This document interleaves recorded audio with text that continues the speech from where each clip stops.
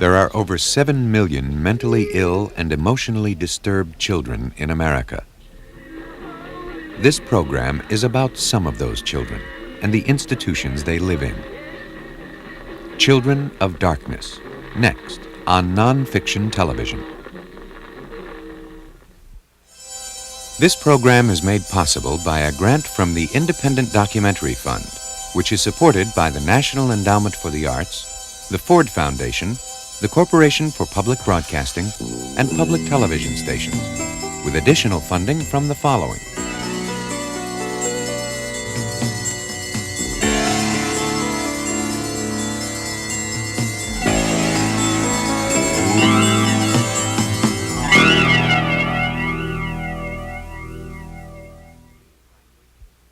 This program contains language and sequences some viewers may find disturbing.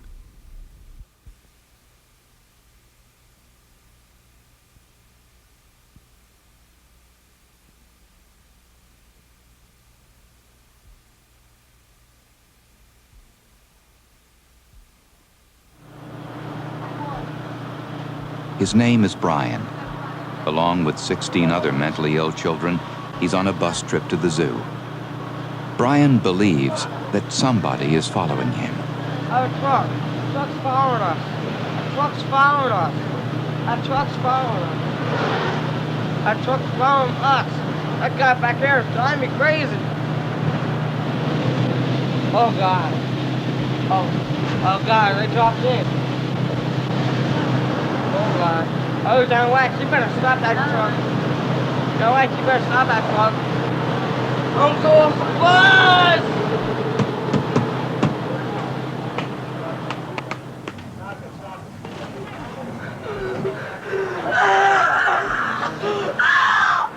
It's gonna kill my motherfucking dog, my dad! I'm gonna kill you! Brian suffers from mania and schizophrenia. He's been this way since he was 4 years old.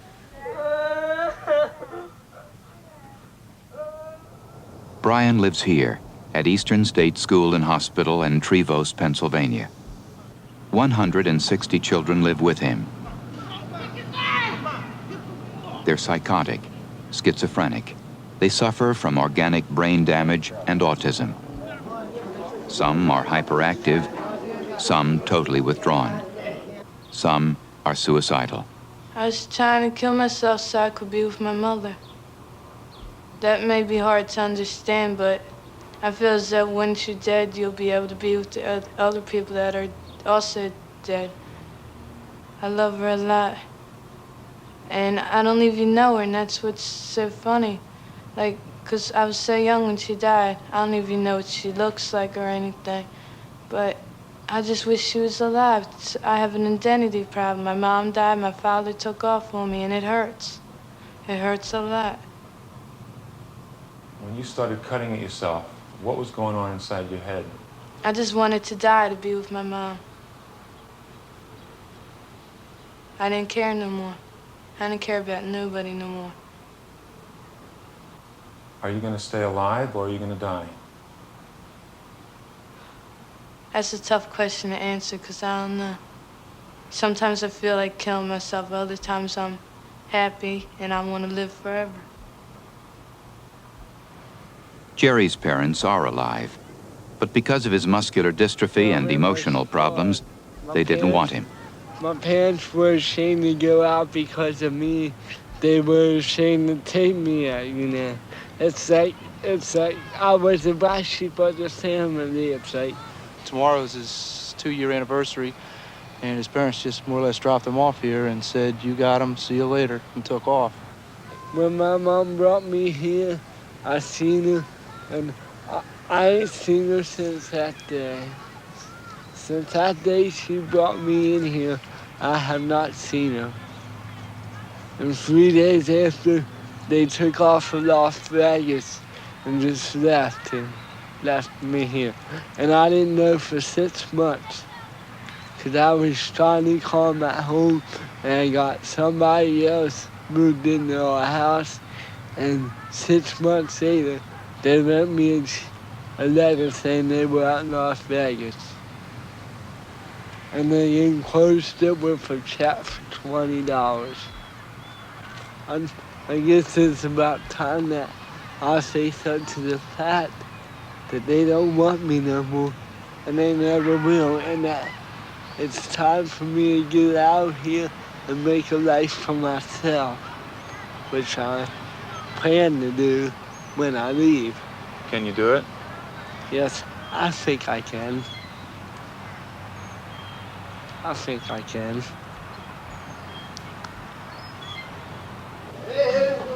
Many of the children at Eastern are chronically mentally ill.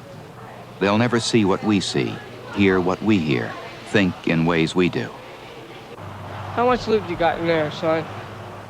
Brian McAnally has lived at the hospital for the last 4 years. Oh, it's me. I want to go swimming, that's what I want. Oh, wait.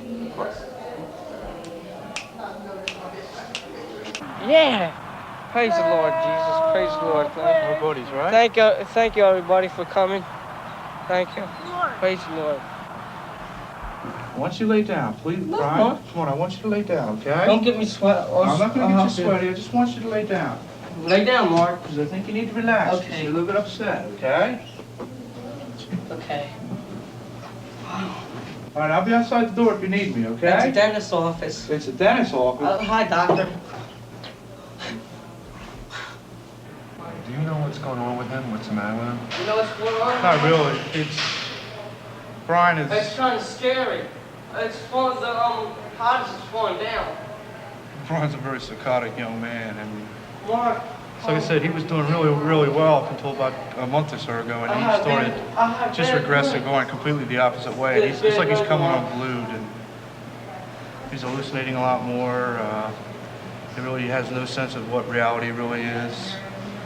The other night he was in his room crying, and I knocked on the door to open up and said, "Brian, what are you crying about?" He said, "I got hit in the head." And I said, "You got hit in the head? Who hit you?" I got hit in the head. He said, "I was looking out the window and the sun hit me in the head." And he was like really upset all night about, you know, looking out the window, getting hit in the head with the sun. He's having a really rough time. But tomorrow night we have a van ride, all right? And if you're good and if you feel better, maybe we'll take you out on the van ride. Okay. All right? You're gonna stay back with me, Brian. You're not gonna go to the canteen. Oh, no! You don't have any money, Brian. Brian?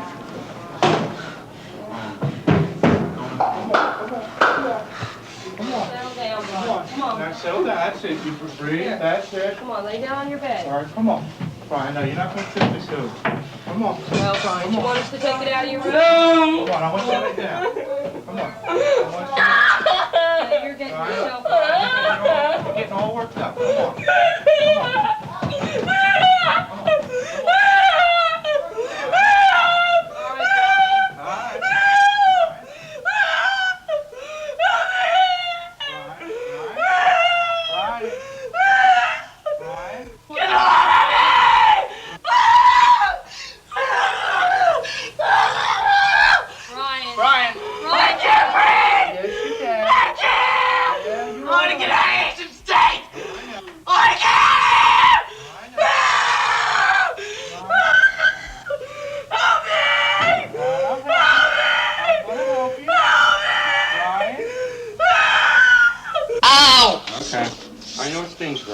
Okay, Doc. That's all right. All right, that's good. Oh, Doc, that feels good. Very good. Oh, I feel good now. Oh, okay, I can dance. Why don't you stay in here for a few minutes, okay? Thank you, Mr. Don. Okay. Thank you. Thank you. Okay, sit down. I'll call you Tank. I'll be back in a couple minutes. Okay, thank you. Thank you, Mr. Don. It's perfect. Yeah. What the hell does it all mean? I mean, you're here tackling kids, holding them to bed, sticking needles in them. Is that psychotherapy? What's going on? It's the best we got. I'm serious. It's the best that we have. I mean, there are other institutions that, you know, may be a little bit better. There may be a little bit more staff, but I've worked in enough institutions to know that this is, you know, it's the best system we got, and nobody's come up with a better system yet. Is everything that's going on upsetting you, Brian? Yeah, the walls are cracking. The walls are cracking. Oh my God, look.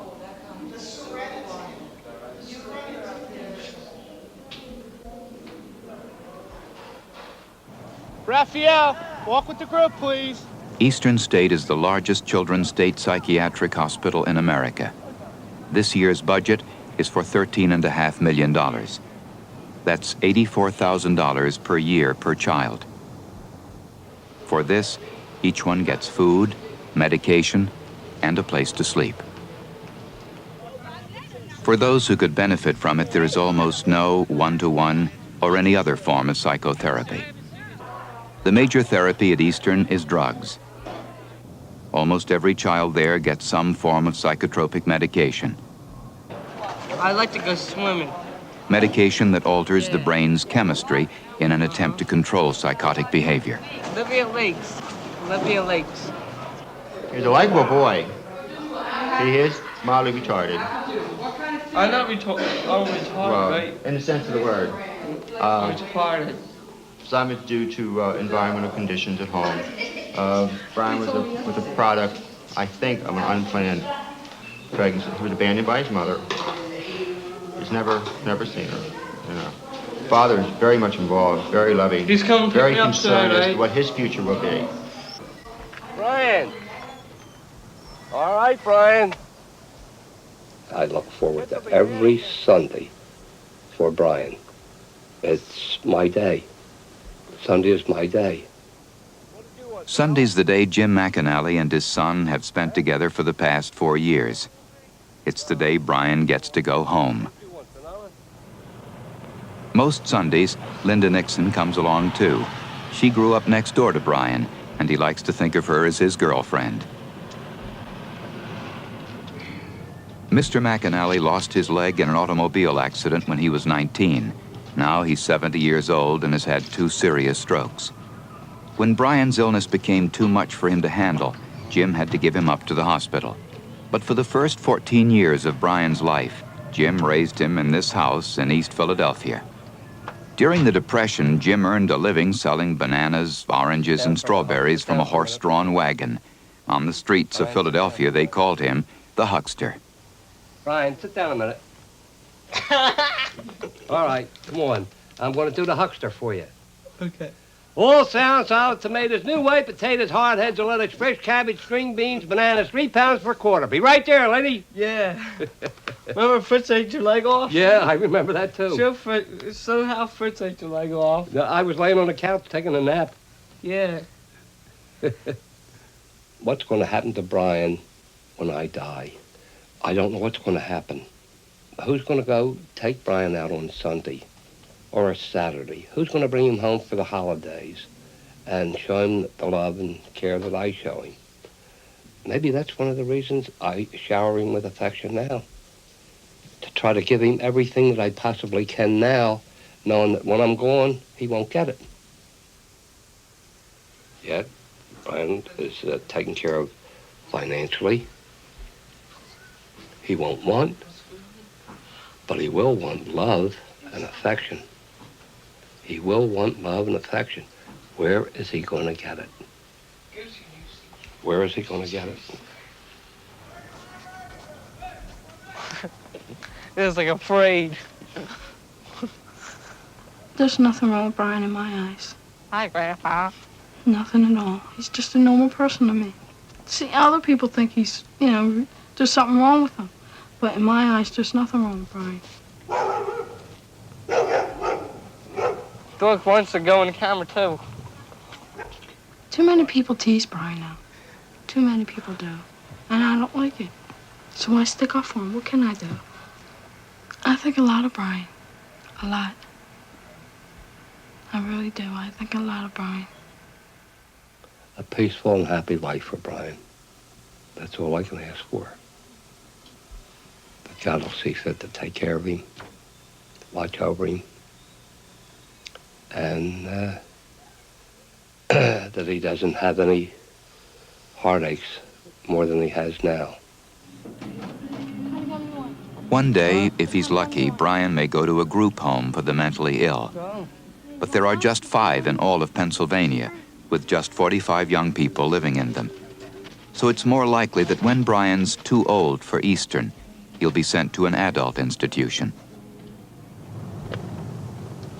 The hardest part of my day is Sunday when I take him back to school.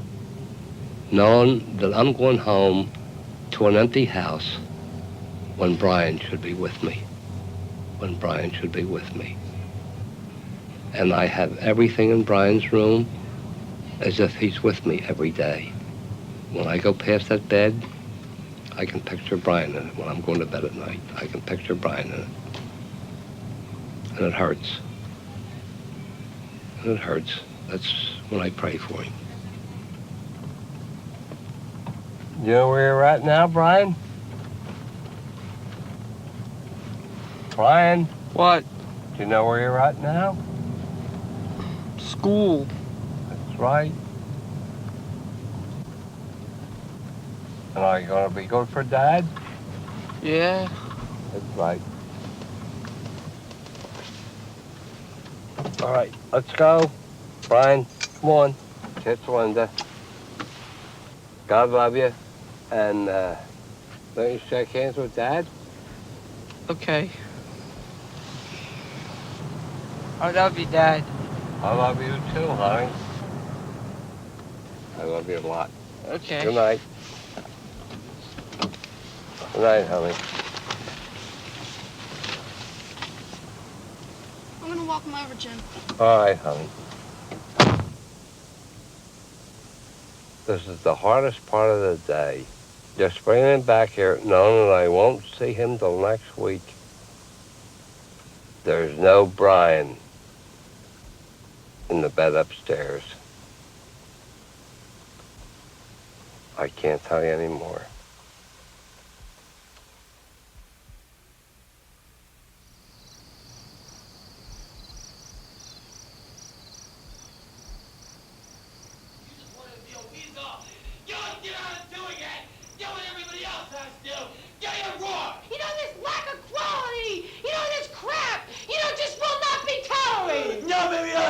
Getting a grip on it, man. Yelling your responsibility. You gotta clean the bathroom this morning, man. Yeah, you should remember next time. Cause it's off the wall. I guess you clean out the showers, too. Every one of them uses the showers. Just being irresponsible. If you want to act like a baby, you get screamed at. If you want to act as more like a mature adolescent, you get talked to.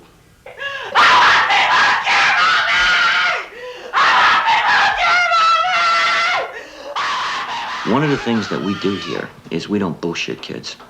We don't tell kids that this is some kind of utopia, that everything is going to work out for you, that when you leave here, everything is going to be roses. We don't tell them that out there is a nice place either, because it's not. You don't even have enough self-esteem, okay? You don't make sure things get done. So I suggest the next time you should put more quality on it. The name of the place is Elan. It's a private residential treatment center for out-of-control teenagers. What you're watching is called a haircut. If you break one of the rules, or your attitude isn't right, you get yelled at. Let me tell you something, Martha. What you handed in, it's unacceptable. Why can't people accept me for me? The teenagers who come here are not mentally ill. Psychiatric hospitals don't work for them. They're alcoholics, drug addicts, and drug pushers. They're teenagers who have victimized others and themselves. I just, I treated myself like scum. I was scummy. I sold myself to men who I didn't even know, didn't even care, didn't care about me. Just wanted what they wanted. And it's like a piece of meat, to be blunt. The kids at Elan are almost all white, from upper middle class and wealthy homes. Their parents pay more than $20,000 a year to send them here for treatment. But these are children who have acted out, often violently, against their parents. Mike turned around and gave his mother the finger and said, "Fuck you." I looked at Mike, and I don't recall what I said, but it probably was something like, "Don't you dare talk to your mother like that." And he turned around and swung at me. You got to think about how you'd feel if you had a 16-year-old kid who is 6'1", who's come to the conclusion that he's going to do whatever he wants to do. When I brought Mike here today, I just cried. And I knew, and the people in school knew that he was coming up here to stay. You know that if he doesn't change, he's going to get arrested. You know that sooner or later he's going to steal something to get money. The phone rings at 10 o'clock at night, 3 o'clock in the morning. You're shaking. You're wondering, what's this call going to mean? Is it the police? And that's the fear that we live in. We're ready to Correct. this is an example. Ready to crack. I love him so much. I wouldn't want to lose him. I don't want to lose that camera because I cry all the time. I'm sorry, but I can't help it. Yeah, you're the first one to do it! Yes, sir, Day in, day out, life at Elan is constant confrontation, yes, sir, what's your best on the justice? unrelenting pressure. I couldn't believe all the shit that was left on those things. Your feelings, your negative attitudes are broken down, dissected, torn apart. The idea is to change your behavior. Let's go, John. Elan residents are taught to obey authority. They're made to work at menial jobs, to do what they're told to do. Other Elan residents enforce the rules. They record the names, the actions of everyone in every room continuously. At Elan, there is no privacy. Incoming mail is opened. Outgoing mail is read and censored. Telephone calls are monitored. Every conversation is subject to eavesdropping and informing. I want to drink and I want it right now. In therapy, your problems, your hang-ups are all laid bare. I want to drink and I want it right now! I want to drink and I want it right now! I want to drink and I want it right now! I want to drink and I want it right now! I want to drink and I want it right now! Again! Again!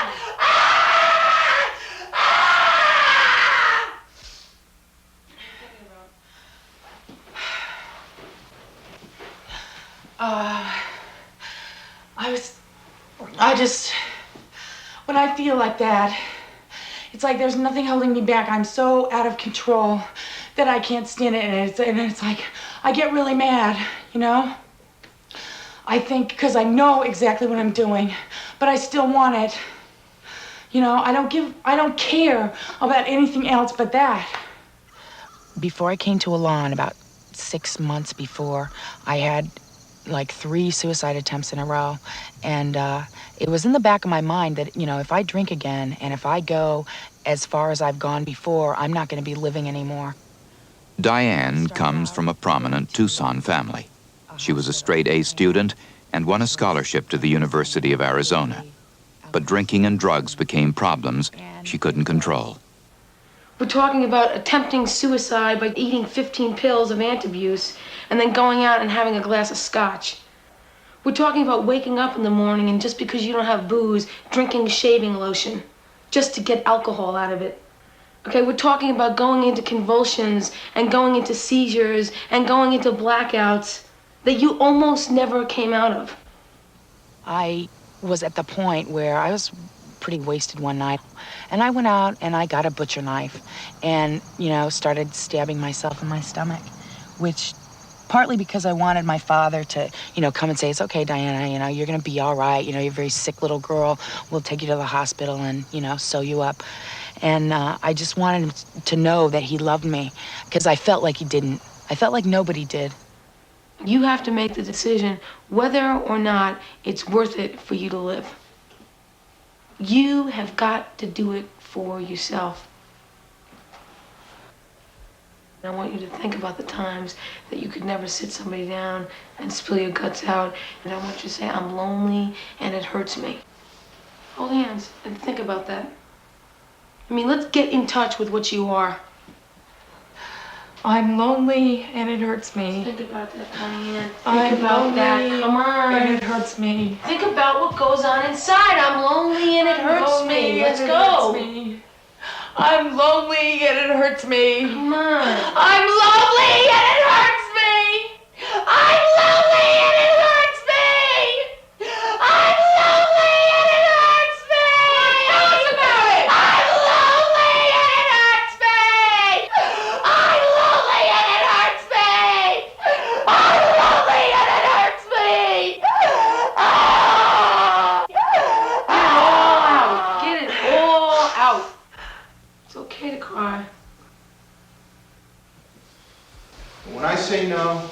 Drop your hands and you all say no. No. No. No. No. No. No. No. At Elan, you succeed and survive if you accept the program. If you don't, there are punishments. They're usually called learning experiences. Residents are made to wear signs for days, sometimes weeks, bluntly spelling out their problems and failures. Like what I do, If their behavior is deemed infantile, they're made to wear diapers over their clothes and to carry rattles. If they become hostile or act out, they're put into a ring. There they have to physically fight one Elan resident after another until they're beaten and give in to the group. We weren't permitted to film the ring and a lot more at Elan. We weren't supposed to film the boys you're looking at now. When they refused to participate in the Elan program, they were put in this dumpster filled with garbage. They've been living in it for 2 weeks. The boy outside the dumpster is guarding them. If they escape, he'll be put inside. Many Elan residents have tried to escape, but they've all failed.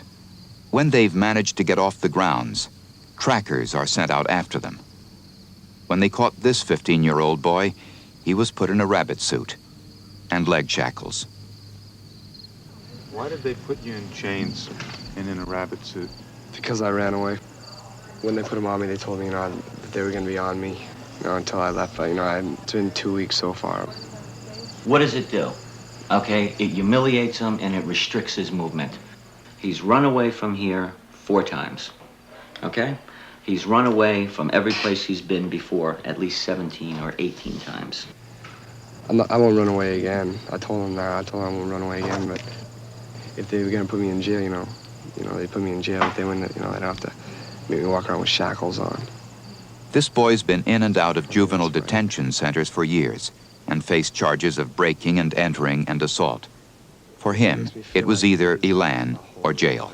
The kid has no idea what prison is like. Somebody has got to introduce to him some realistic concepts of what's ahead of him, and he's gonna hit jail if he doesn't change. What's gonna happen to him? He's 5'6", he's got bright orange hair and blue eyes. How long is he gonna last in jail?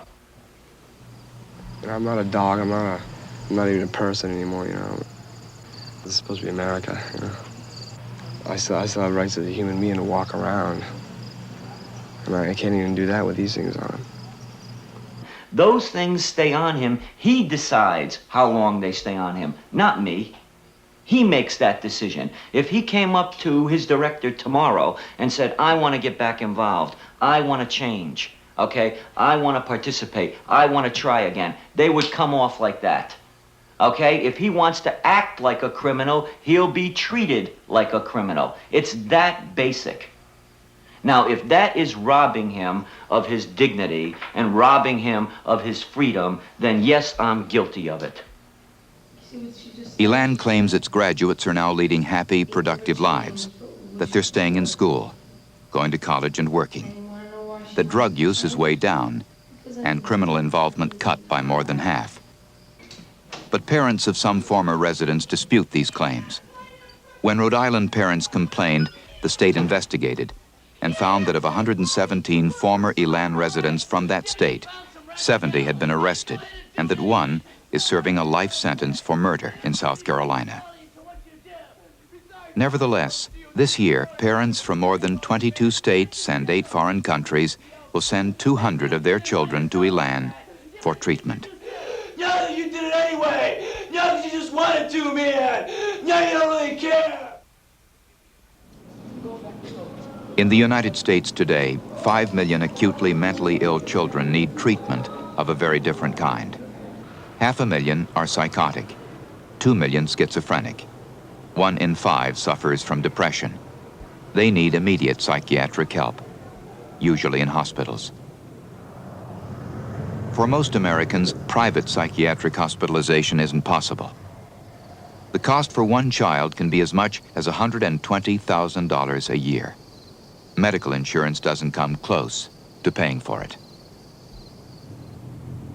For poor, middle class, even well-to-do families with children in need of long-term care, after savings run out, there's usually just one place left to go: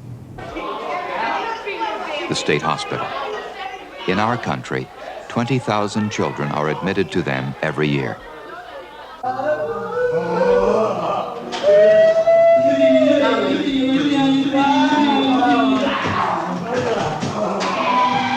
These young men are autistic. They came to Sagamore Children's Center in New York when they were 5 or 6. Now they're 17, 18, some are 22 years old. Many have lived at this state hospital for more than 14 years. You don't have a pencil, you need a pencil. Joe Romagna teaches autistic children at Sagamore. He's been doing it for the last 12 years. I'll get you. Many of the children in Joe's class get some form of psychotropic medication. The drugs Howard gets control his epileptic seizures, but their side effects can put him to sleep. Let me see, anybody in here? There he is, there he is, all right. Feel any better? Ready to do some schoolwork? Come on, let me give you some work to do. You make me earn my pay, Howard. I can't have you sleeping here. I can't have you sleeping here, that's too easy. That's too easy, Howard. Let's see, maybe this will wake you up. All right, Howie, let's try this, buddy. Let's try this. All right, we can take these. Oh, excuse me, ma'am. Why don't you wash your face? Go ahead. Uh-oh, this is gonna hurt. Look out for the shot. Oh. What I hope for them is that they can be happy and be taken care of all the time.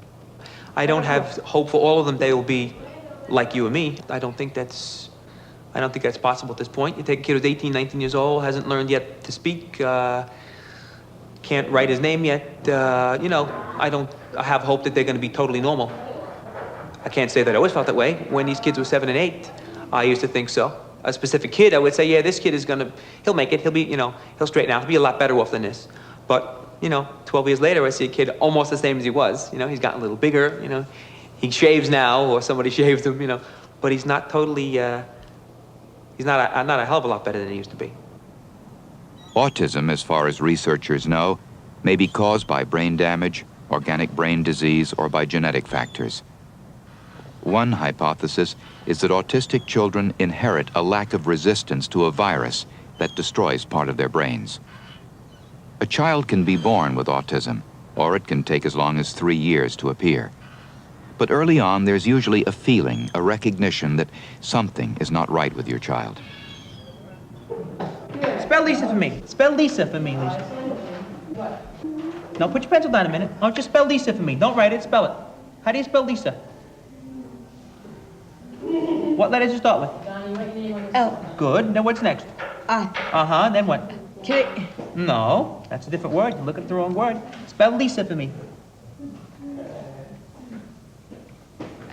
L. Good. I. Yes. What's after I? Lisa. L-I. S. Good. What's next? A. Good girl. Very nice. Lisa, okay. What's the next word we have? So much effort for so little. A lot of people say that. It's not a little to me. It's not a little. A kid, he's a kid.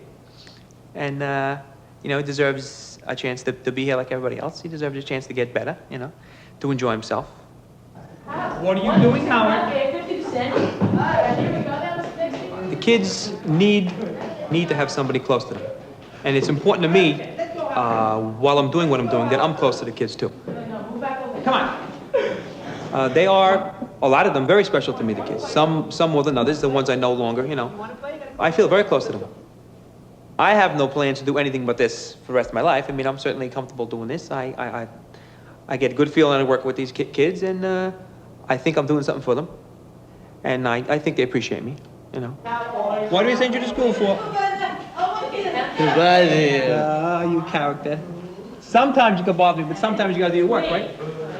Right? You didn't do any work? In their way, I think they love me. Like I said, they can't tell me that, but it's possible. 100,000 children in America have autism. Most of them live a normal lifespan. They grow up, they grow old, but they usually don't get better. And they can get much worse.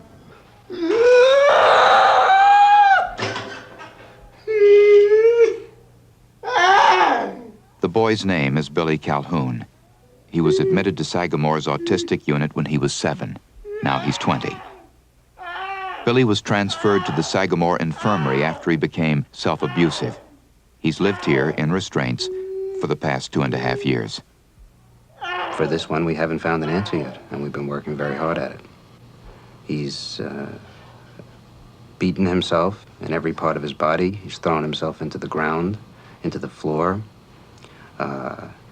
torn at his body with his hands.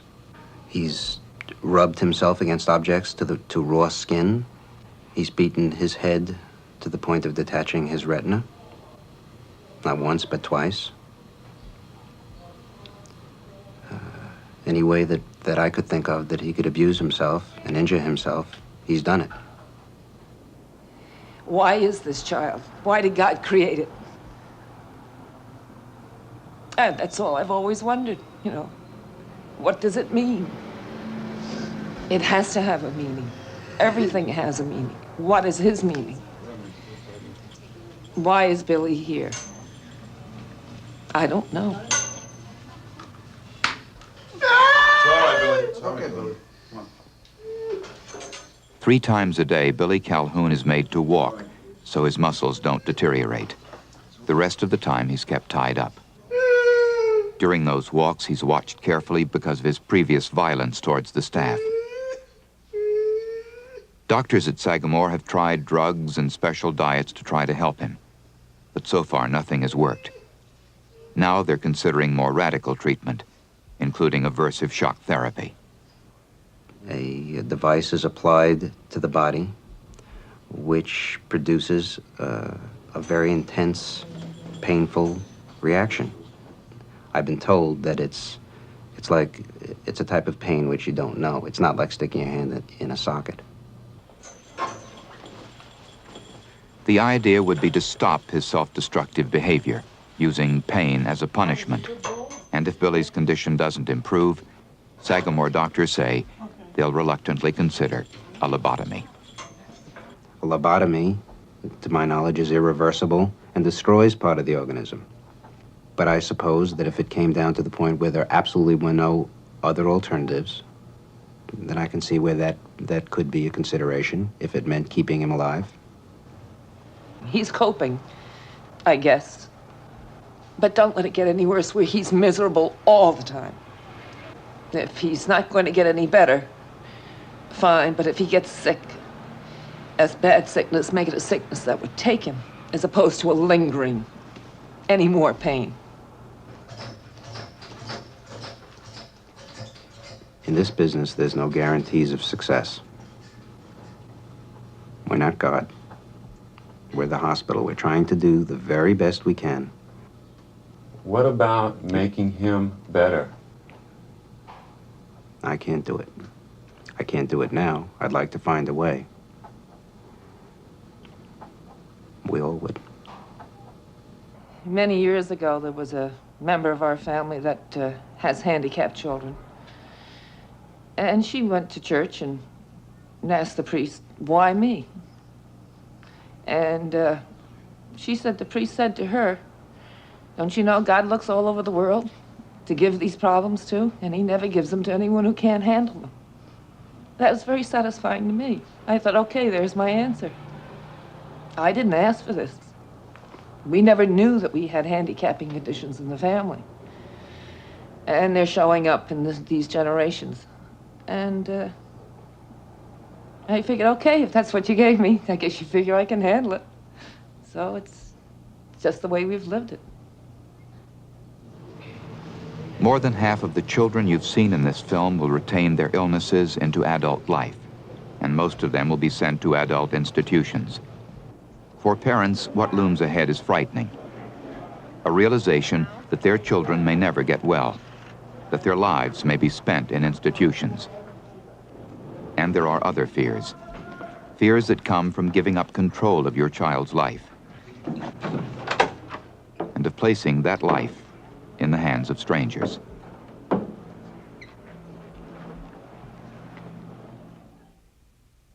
In the United States, more than 500 mental patients, including teenagers and children, die each year in hospitals for reasons that are questionable or unexplained.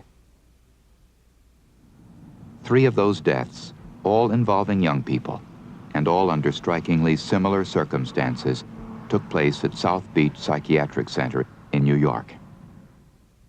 August 13, 1979, Anthony Ruggieri, a severely depressed young man, was sent to South Beach by his parents. Within 10 days, Anthony Ruggieri was dead. October 10, 1980, 19-year-old Judy Singer arrives at South Beach. She dies 6 days later. At South Beach, both Judy and Anthony were tied down in straitjackets. Both of them were placed in seclusion rooms. Both were given massive amounts of psychotropic drugs. According to South Beach records, Anthony's order was for more than 8 times the maximum daily recommended dose.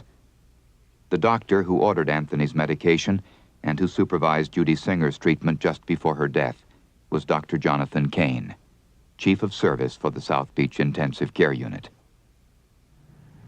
On that unit, South Beach patients told us that not only were drugs and straitjackets used to control patients, patients were also made to wear football helmets as a punishment if they talked too much, sometimes for days. One South Beach patient who was on the intensive care unit with Judy Singer remembers seeing her tied to a pole just before her death. She let us tape her voice in an isolated part of the hospital grounds on a windy day. She was sitting in a straitjacket tied off to the pole. She was crying for help, for help, for help. And they didn't do nothing. She said she had to go to the bathroom. They wouldn't let her. And when she wanted to go to the bathroom, they wouldn't let her go. And she did it right there, you know, in her pants. It's terrible. She wanted to get out of the straitjacket. They said, sit still, or we're going to put the helmet on your head. You know, the football helmet. It's not treatment. It sounds more like torture. To put them in the middle of a room, tie them to a post, and let them defecate on the floor. That's not treatment. I don't care what one's behavioral philosophy is. Clinical medical practice. Dr. Paul Casadante is clinical assistant professor of psychiatry and teaches at the New York University Medical School. What it shows is, as I say, at best, a carelessness. What it shows at worst is a perverse inconsideration of all of the good principles of medical practice that we all were taught. She wanted to get out of it. She was, you know, struggling, and she slid down on the floor, you know, so she started crying. You have to take her out of the straitjacket, I said, because she can't sit there. She's turning blue. But they wouldn't listen. 11 months after Judy Singer's death on his unit, Dr. Jonathan Kane was reassigned to treat patients in another part of the hospital. 2 years after Anthony Ruggieri's death and 10 months after Judy Singer's, 17-year-old Andrew Zamora was admitted to South Beach. He was agitated, withdrawn, suspicious. His diagnosis? Acute paranoid disorder. At home, Andrew painted. He kept to himself. He wrote poetry and listened to music. But Andrew had problems connecting with people. He didn't seem to know how to fit in, and he believed people were going to hurt him. Andrew had been to South Beach before, and he was afraid to go back. Afraid of the drugs he was given, the spasms they caused in his arms and legs. He was afraid of being put in a straitjacket. But as he became more agitated, his parents reluctantly decided to admit him. For the 2 days that followed, the Zamoras were not allowed to speak to their son. They were not allowed to visit him. They were told nothing about his treatment. On the 3rd day, August 17th at 5 p.m., Dr. Jonathan Kane, who was the on-call psychiatrist for emergencies that day, went to a phone at South Beach and dialed the Zamoras' home number. I received a call from the hospital. They were sending a police car down to me. It was an emergency situation, and I got hysterical. And I said, what sort of an emergency situation? And Dr. Kane refused to tell me. He said, I want you to come down to the hospital, and I'll explain it to you then. We got there, and as soon as I got in, he said, I guess as you expected, Andrew is dead. I said, as I expected. I couldn't believe it. I said, how could my healthy child be dead?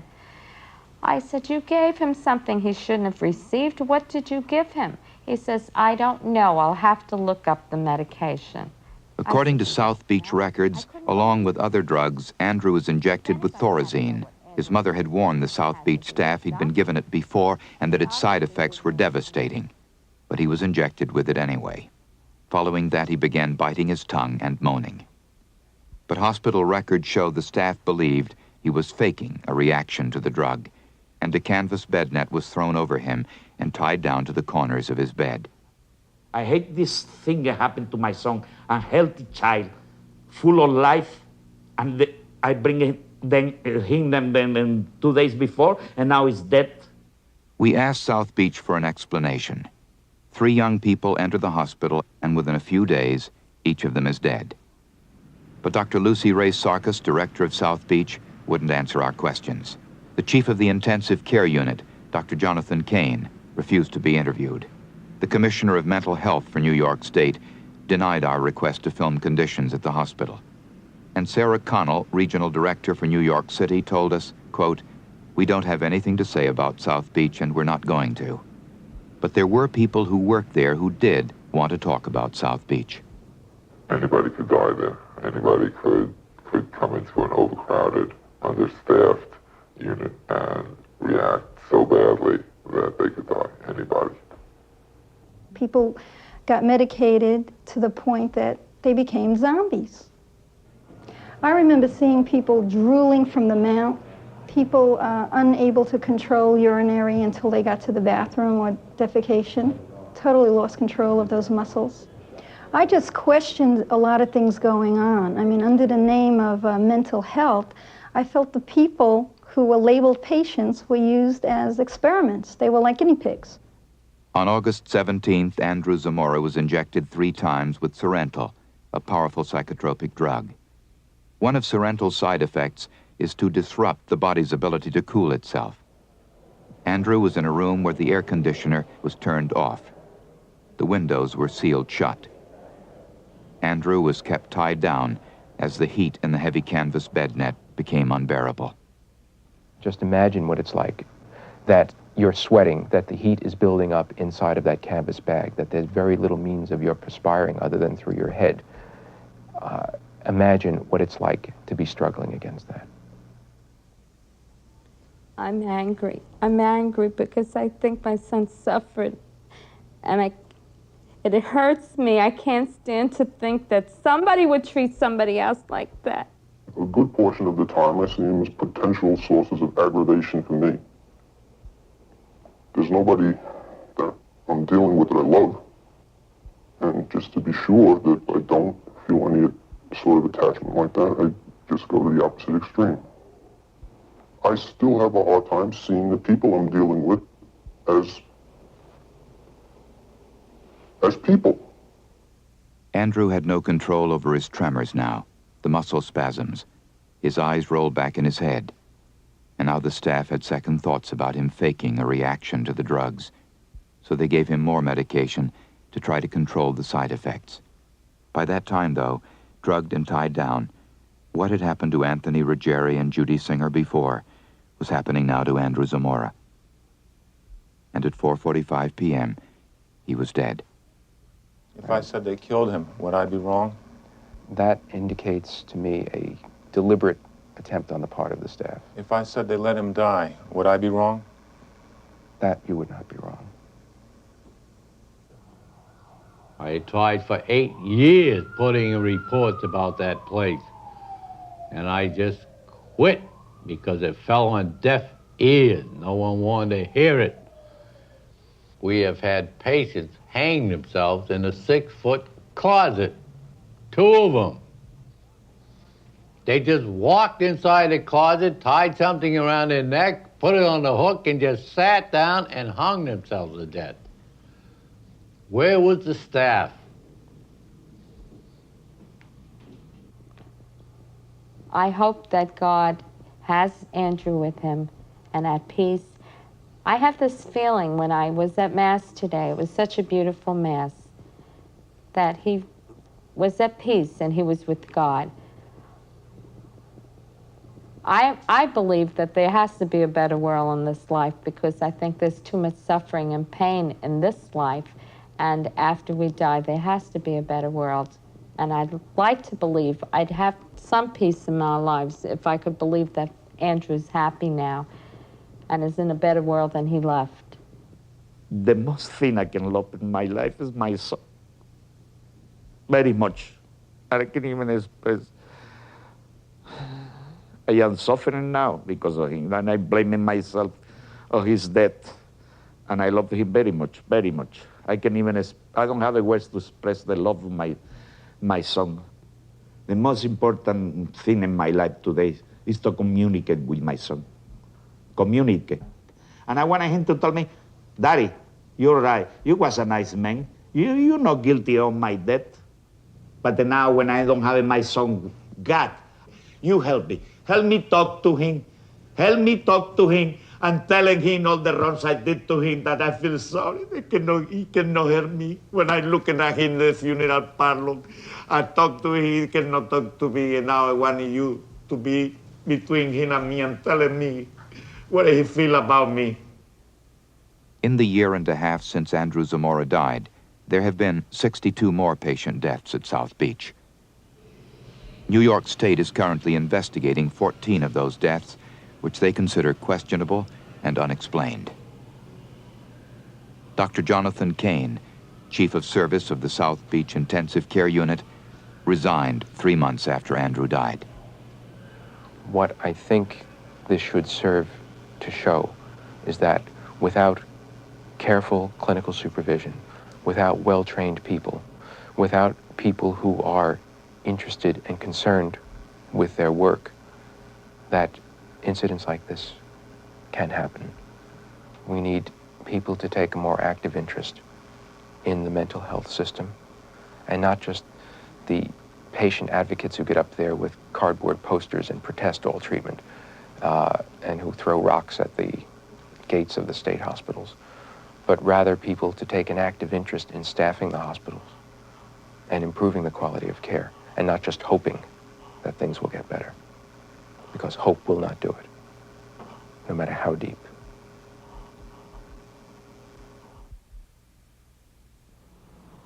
Are you going to stay alive or are you going to die? That's a tough question to answer because I don't know. Sometimes I feel like killing myself, other times I'm happy and I want to live forever. Denise ran away from Eastern State Hospital just before her 18th birthday. Neither hospital officials or friends know where she is or what's happened to her. It's time for me to get out here and make a life for myself, which I plan to do when I leave. Can you do it? Yes, I think I can. I think I can. Jerry did leave Eastern State and is now living by himself in a small Pennsylvania town. So far, he's been unable to find a job, but he's determined to stay out of the hospital and to make it on his own. I'm going to do the huckster for you. Okay. All sound, solid tomatoes, new white potatoes, hard heads of lettuce, fresh cabbage, string beans, bananas, 3 pounds for a quarter. Be right there, lady. Yeah. Remember Fritz ate your leg off? Yeah, I remember that too. Brian McAnally is now 18 years old enough to be sent to an adult psychiatric hospital. But recently, he's been accepted by a new group home now under construction in Philadelphia. When Brian moves in, he'll live just 4 blocks away from his father's home.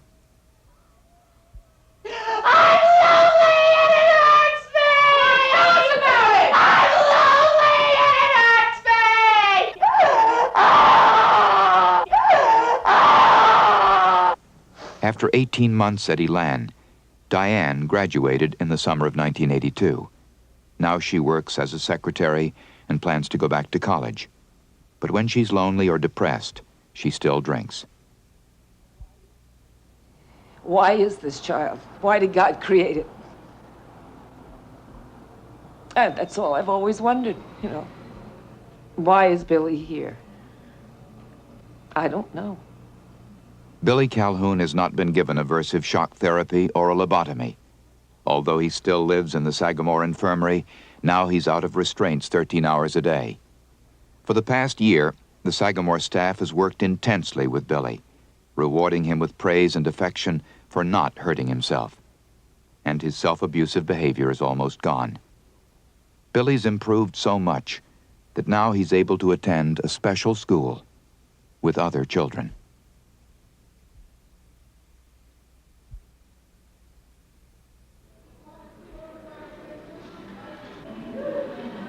It's the best we got. I'm serious. It's the best that we have. I mean, there are other institutions that, you know, may be a little bit better. There may be a little bit more staff, but I've worked in enough institutions to know that this is, you know, it's the best system we got, and nobody's come up with a better system yet. In this business, there's no guarantees of success. We're not God. We're the hospital. We're trying to do the very best we can. What I hope for them is that they can be happy and be taken care of all the time. I don't have hope for all of them they will be like you and me. I don't think that's possible at this point. You take a kid who's 18, 19 years old, hasn't learned yet to speak, can't write his name yet. You know, I have hope that they're going to be totally normal. I have no plans to do anything but this for the rest of my life. I mean, I'm certainly comfortable doing this. I get a good feeling when I work with these kids, and I think I'm doing something for them. And I think they appreciate me, you know.